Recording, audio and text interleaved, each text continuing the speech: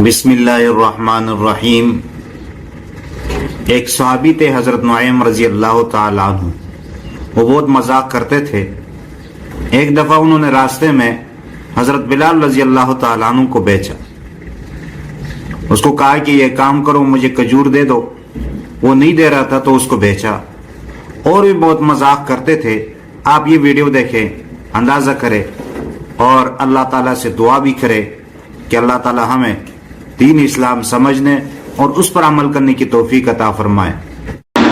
یہ حضرت نعیم رضی اللہ تعالیٰ نے بہت مذاق کی تھا، بہت مذاق کرتا تھا، سمجھے یہ تو اس وجہ سے اللہ ایک نابینا صحابی تھا، اس نے کہا مجھے پیشاب لگ گیا ہے، اللہ کے لیے مجھے فاصلے پہ لے جاؤ، میں پیشاب۔ اس نے ہاتھ اس کا پکڑا، گھمایا پھرایا مسجد میں لا کر سین میں اس کو کہا کہ یہ مسجد تو کچی تھی، ادھر پیشاب کرو، مسجد میں پیشاب۔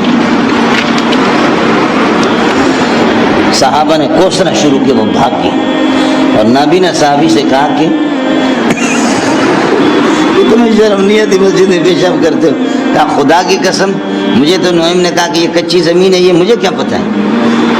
اب اللہ کی قسم اس کو چھوڑوں گا نہیں، کسی بھی صورت میں نعیم کو نہیں چھوڑوں گا، سمجھے؟ ہفتہ ڈیڑھ ہفتہ نہیں گزرا، وہ نابینا صحابی وہ مسجد میں بیٹھا ہوا تھا، سین میں بیٹھا ہوا، تو حضرت عثمان رضی اللہ تعالیٰ نفل پڑھ رہا تھا، تو حضرت نعیم آ گیا، اپنی آواز بالکل بدل دی، اس کا ہاتھ پکڑا، کہا آپ کو دکھاتا ہوں، نعیم کو دکھاتا ہوں، اور یہاں سے ڈنڈا ہاتھ میں لگے، سیدھا مارو گے نا، یہ نماز پڑھ رہا ہے، نفل پڑھ رہا ہے، سیدھا مارو گے اس کے سر پہ لگے گا۔ اس نے دے مارا حضرت عثمان کو ڈنڈا، حضرت عثمان کے خون ہی خون نکلے، خون ہی خون، نماز توڑنی پڑی اس کو، حضرت نعیم بھاگ گیا۔ اس پر صحابہ اتنے غصہ ہو گئے، انہوں نے کہا اس کو چھوڑیں گے نہیں، اس کو جان سے مار دیں گے۔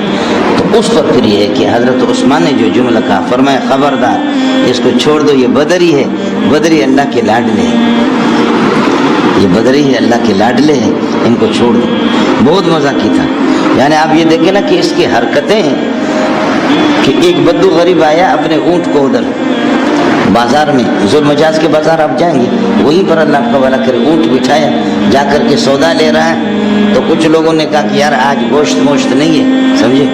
اس نے نعیم نہ کر کے کس کر کے اس کے اونٹ کو ذبح کر دیا، نہر کر دیا، اور آدھا گھنٹہ پونا گھنٹہ بازار میں اس نے لگایا، اس نے پورا گوشت بھی بانٹ دیا۔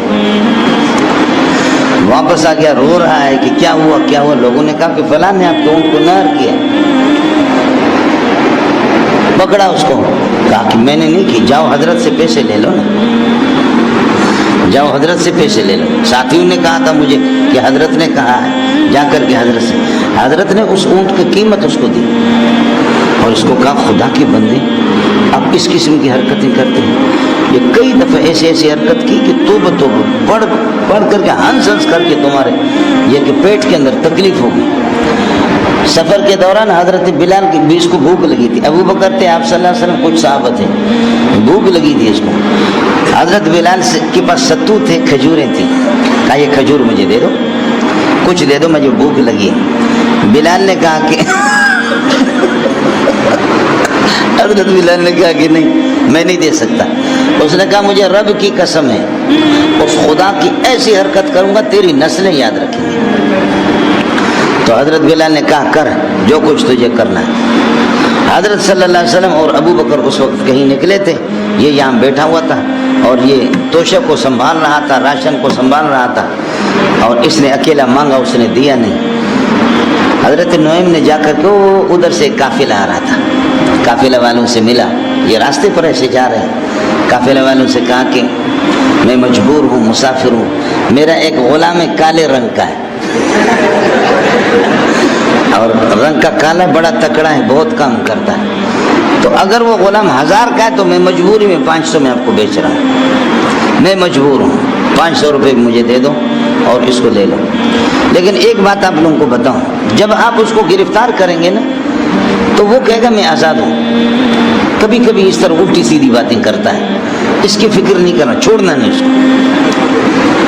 پیسے لے کر کے بھاگا، انہوں نے بلال کے ہاتھ پاؤں باندھ کر کے لے گئے، حضرت بلال نے کہا خدا کی قسم میں آزاد ہوں، میں غلام نہیں، اس کو میں اس کا میں کہاں سے غلام ہوں، میں آزاد ہوں۔ ابو بکر نے مجھے آزاد کیا؟ کہا نہیں، اس نے کہا تھا یہ ایسی الٹی سیدھی باتیں کرتا۔ اس کے بعد حضرت صلی اللہ علیہ وسلم کو پتہ چل گیا، حضرت نے بندے بھیجے قافلے کے پیچھے، دوڑ دوڑ کر کے قافلے کو پیسے دیے اور قافلے سے کہا کہ خدا واسطے حضرت فرما رہے ہیں کہ بھئی یہ حرکتی آدمی حرکت کر رہا ہے، بلال کو چھڑا کر کے لائے۔ جب بھی نبی بلال کو دیکھتا الگ ہنستا، اس کو دیکھ کر الگ ہنستا۔ بلال کو کہا کہ تو بھی یاد رکھے گا نا کہ آج کے بعد اس قسم کی حرکتیں تو کرتا۔